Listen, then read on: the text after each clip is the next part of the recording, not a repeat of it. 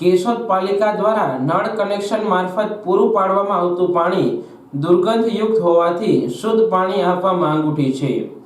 કેશોદના Mangrol road પર વડલી નજીક એક મકાનમાં લાંબા સમયથી સ્નાન ન કરી શકાય તેવું દુર્ગંધ પાણી આવી રહ્યું હોવાની ફરિયાદ ઉઠવા પામી છે।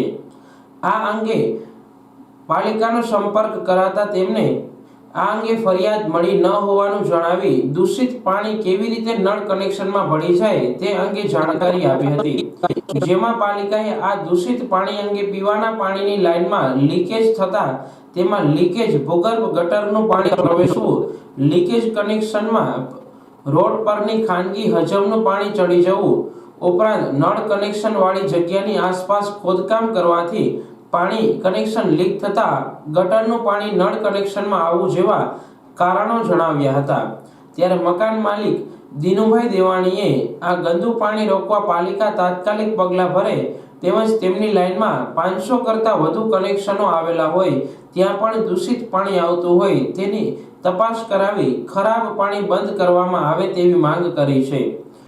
મારું નામ કિશોર કોટડિયા, અમારો રામવાડી વિસ્તાર નગરપાલિકામાંથી પાણી આવ્યું, આ વખતે ડોરું આવ્યું છે એટલે નગરપાલિકાને ચોખ્ખું પાણી દેવા વિનંતી। આ દિનુભાઈ દેવાણી, હું રામવાડી સામે રહું છું અને પાણીના પ્રશ્ન લાગે વળગે ત્યાં સુધી ઉપરના ભાગે રહું છું, એટલે અમારે પાણી આવે છે નગરપાલિકા દ્વારા। આ પાણી છેલ્લા 2-2.5 માસથી દુર્ગંધ મારતું આવે છે। છેલ્લે અમારે આ પાણીથી અમને રોગોનો, પેટના રોગોનો ગંભીર ખતરો છે। આથી અમે બાજુમાં એક ખાનગી બોરમાંથી પાણી લઈ આવીને પીવામાં ઉપયોગ કરીએ છીએ।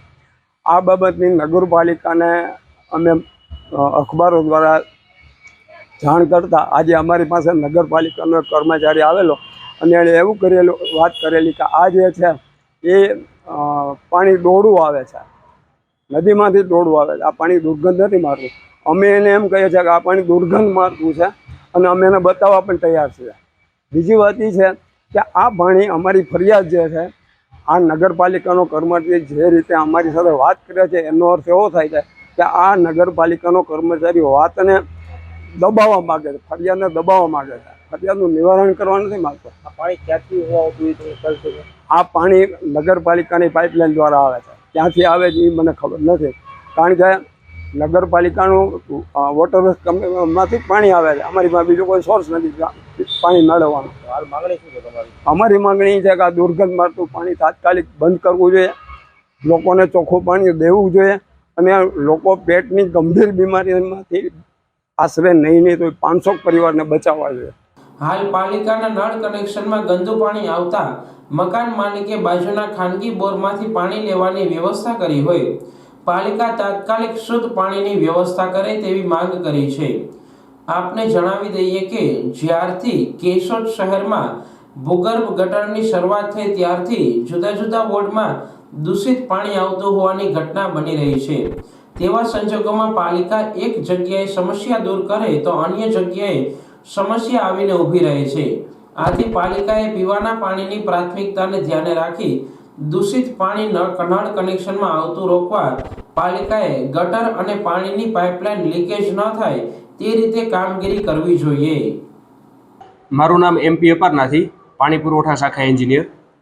આજરોજ મીડિયા સમક્ષ મળેલ ફરિયાદ અનુસાર માંગરોળ રોડ પરના રામવાડી વિસ્તારમાં ગંદા પાણીનો પ્રશ્ન હોય, જે આવનારી સપ્લાયની અંદર ચેક કરી અને એનું નિવારણ આવે અને પબ્લિકને ચોખ્ખું પાણી પીવા લાયક મળે તે અનુસારના પ્રયાસો કરવામાં આવશે।